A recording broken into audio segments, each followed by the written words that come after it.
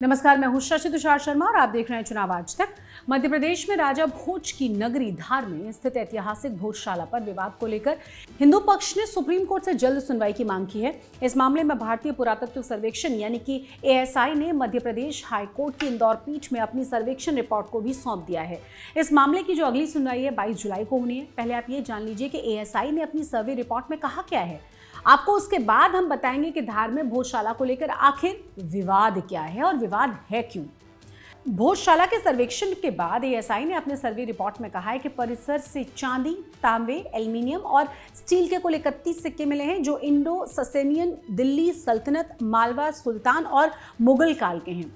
Site पर पाए गए सबसे पुराने सिक्के इंडो ससेनियन के हैं जो कि 10वीं या 11वीं शताब्दी के हो सकते हैं, जब परमार राजा धार में अपनी राजधानी के साथ मालवा में शासन कर रहे थे। जांच के दौरान कुल 94 मूर्तियां, मूर्तिकला के टुकड़े और मूर्तिकला चित्रण के साथ ही साथ वास्तुशिल्प भी मिले हैं। ये सभी बेसाल्ट, संगमरमर, सिस्ट, नरम पत्थर, बलुआ पत्थर और चूना पत्थर के बने हुए हैं। खिड़कियों, खम्भों और बीमों पर 4 सशस्त्र देवताओं की मूर्तियां उकेरी गई थी। इन पर उकेरी गई छवियों में गणेश, ब्रह्मा अपनी पत्नियों के साथ, नरसिंह, भैरव, देवी देवता, मानव और पशु आकृतियां इसमें शामिल हैं। कई आकृतियों में जानवरों की छवियां भी देखने को मिली हैं। इनमें शेर, हाथी, घोड़ा, कुत्ता, बंदर, सांप, कछुआ, हंस और पक्षी शामिल हैं। इसके अलावा पौराणिक और मिश्रित आकृतियों में विभिन्न प्रकार के मानव, सिंह और मिश्रित चेहरे भी मिले हैं। क्योंकि कई स्थानों पर मस्जिदों में मानव और जानवरों की आकृतियों की अनुमति नहीं है, इसीलिए ऐसी छवियों को तराशा गया है या विकृत कर दिया गया है। भोजशाला की वर्तमान संरचना, उसके आसपास पाए गए कई टुकड़ों में समान पाठ शामिल है। इनको देखकर लगता है कि लंबी साहित्यिक रचनाएं थीं। अलग अलग स्तंभों पर कीर्ण 2 नागकामिका शिलालेख व्याकरणिक और शैक्षिक रुचि के हैं। ये 2 शिलालेख एक शिक्षा केंद्र के अस्तित्व की परंपरा की ओर संकेत करते हैं, जिनके बारे में माना यह जाता है कि इसकी स्थापना राजा भोज ने की थी। एक शिलालेख के शुरुआती छंदों में परमार वंश के उदयादित्य के पुत्र राजा नरवर्मन का भी उल्लेख है। सभी संस्कृत और प्राकृत शिलालेख अरबी और फारसी शिलालेखों से पहले के हैं, जो दर्शाते हैं कि संस्कृत और प्राकृत शिलालेखों के उपयोगकर्ताओं ने पहले इस स्थान पर कब्जा कर लिया था। वास्तुशिल्प अवशेष, मूर्तिकला के टुकड़े, साहित्यिक ग्रंथों वाले शिलालेखों के बड़े स्लैब, स्तंभों पर नागकर्णिका शिलालेख आदि से पता चलता है कि साइट पर साहित्यिक और शैक्षिक गतिविधियों से जुड़ी एक बड़ी संरचना मौजूद थी। वैज्ञानिक जांच और जांच के दौरान बरामद पुरातात्विक अवशेषों के आधार पर इससे पहले मौजूद संरचना को परमार काल का बताया जा सकता है। प्राप्त खोजों के अध्ययन पर विश्लेषण और स्थापत्य अवशेषों, मूर्तियों और शिलालेखों और कला, साथ ही मूर्तियों के अध्ययन से यह कहा जा सकता है कि मौजूदा संरचना पहले के मंदिरों के हिस्सों से बनाई गई थी। मध्य प्रदेश के धार जिले में स्थित भोजशाला लंबे समय से विवादों में है। करीब 800 साल पुरानी इस भोजशाला को लेकर हिंदू और मुसलमानों के बीच मतभेद हैं। हिंदुओं में कहा जा रहा है कि भोजशाला सरस्वती का मंदिर है, जबकि मुस्लिम पक्ष इसे पुरानी इबादतगाह बताते हैं।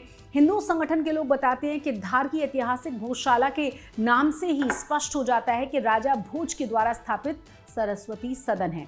यहाँ करीब 1000 वर्ष पहले शिक्षा का एक बड़ा संस्थान हुआ करता था। बाद में यहाँ पर राजवंश काल में मुस्लिम समाज को नमाज अदा करने के लिए अनुमति दे दी गई, क्योंकि ये इमारत अनुपयोगी पड़ी हुई थी। पास में सूफी संत कमाल मौलाना की दरगाह है। ऐसे लंबे समय से मुस्लिम समाज भी यहाँ नमाज अदा करता रहा है। यही कारण है कि मुस्लिम संगठन दावा करते रहे हैं कि भोजशाला नहीं बल्कि कमाल मौलाना की दरगाह है ये। भोजशाला को लेकर विवाद की शुरुआत 1902 में शुरू हुई, जब धार के शिक्षा अधीक्षक काशीराम लेले ने मस्जिद के फर्श पर संस्कृत के श्लोक खुदे हुए देखे और इसे भोजशाला बताया। विवाद का दूसरा पड़ाव 1935 में आया, जब धार महाराज ने इमारत के बाहर तख्ती टंगवा दी जिस पर भोजशाला और मस्जिद कमाल मौलाना लिखा हुआ था। इतिहासकारों के अनुसार 13वीं और 14वीं सदी में मुगलों ने देश में आक्रमण किया। 1456 में महमूद खिलजी ने भोजशाला में मौलाना कमालुद्दीन के मकबरे को दरगाह का निर्माण करवाया। साथ ही प्राचीन सरस्वती मंदिर भोजशाला को ढहाकर उसके अवशेषों से उसके भोजशाला का रूप परिवर्तित कर दिया। आज भी प्राचीन हिंदू सनातनी अवशेष भोजशाला में स्पष्ट रूप से नजर आते हैं। इसके बाद से भोजशाला मुक्ति को लेकर विवाद जारी है। अंग्रेजों के शासनकाल साल में हुए सर्वे में यहाँ हुई खुदाई में भोजशाला में पूर्व में स्थापित माता सरस्वती वाग्देवी की प्रतिमा मिली, जिसके बाद वो अपने साथ ले गए उसे। सदियों तक वीरान पड़ी रही भोजशाला और विवाद के बीच रियासत काल में यहाँ राज परिवार के घोड़ों के लिए घास और चारा भरा जाता था। इसी बीच धार के राजा रहे आनंदराव पवार चतुर्थ की तबीयत बिगड़ी। उनकी तबीयत में सुधार नहीं होने पर मुस्लिम समाज ने दुआ करने की बात कहकर भोजशाला में जगह मांगी। तत्कालीन दीवान खंडेराव नाटकर ने 1933 में मुस्लिम समाज को भोजशाला में नमाज पढ़ने की अनुमति दे दी। वहीं हिंदू समाज प्रतिवर्ष वसंत पंचमी पर यहाँ आयोजन करता रहा। देश की आज़ादी के बाद भोजशाला का विवाद कानूनी लड़ाई में बदल गया। इसी बीच 1995 में हुई घटना से बात बिगड़ गई, जिसके बाद प्रशासन ने मंगलवार को हिंदुओं को और शुक्रवार को मुस्लिम समाज को नमाज पढ़ने की परमिशन दे दी। 1997 में प्रशासन ने भोजशाला में आम नागरिकों के प्रवेश पर प्रतिबंध लगा दिया। इस दौरान हिंदुओं को वर्ष में एक बार वसंत पंचमी और मुसलमानों को प्रति शुक्रवार 1 से 3 बजे तक नमाज पढ़ने की अनुमति दे दी गई।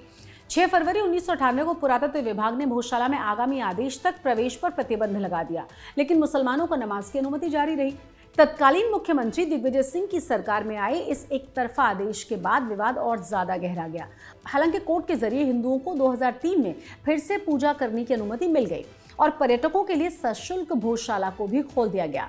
इसके बाद से लगातार भोजशाला को लेकर कानूनी लड़ाई जारी है। हर साल वसंत पंचमी पर हिंदू समाज यहाँ कार्यक्रम करता है, लेकिन शुक्रवार के दिन वसंत पंचमी पड़ने पर कई बार विवाद की स्थिति बन जाती है।